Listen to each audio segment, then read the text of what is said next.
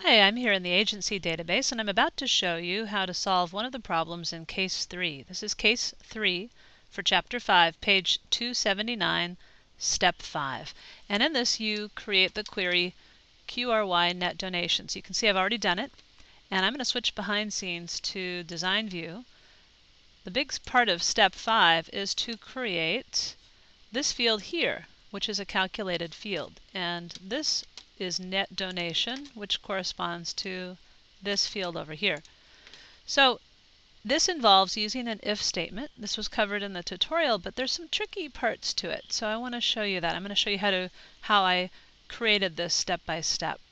So first I'm going to go ahead and delete this, and I'm going to start again. Now you always start with the blank field when you're doing a calculated field, so I would just pick a new blank field. And I always like to right click and use the builder to build this.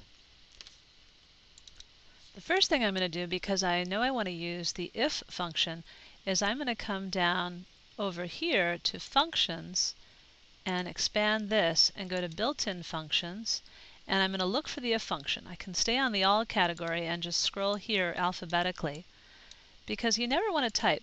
The more you can double click to pop something in, the better. So this has all the list of functions, and a lot of these functions, or most of them, are in Excel. So if you know them from Excel, they work pretty much the same way here. They may be spelled differently. You can see here if is IIF instead of just if IF. So I'm going to double click and that'll pop it up. And what's nice is it reminds me that an if function has 3 parts.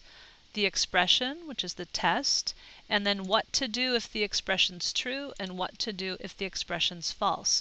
Let me give you an example that doesn't exist in this database first. Let's say you had a score field. I don't actually have that. Let's pretend that this is a database of student records, and it's high school, and there's a gym class, and in gym class it's pass or fail.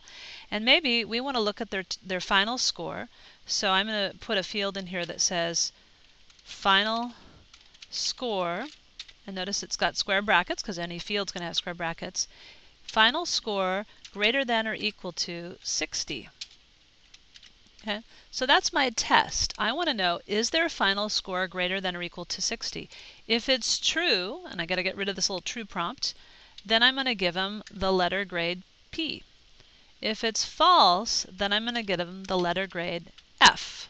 Okay, so that's what it would look like in that kind of scenario that we can all relate to. Now, in this case, let me wipe this out, and let's go back and double click the if statement. The expression's a little different. It's a little tricky, so I wanted to cover it. I'm now going to go back up to the query here. See, query net donations, because what's nice is I have the fields that I want to use in the expression up here.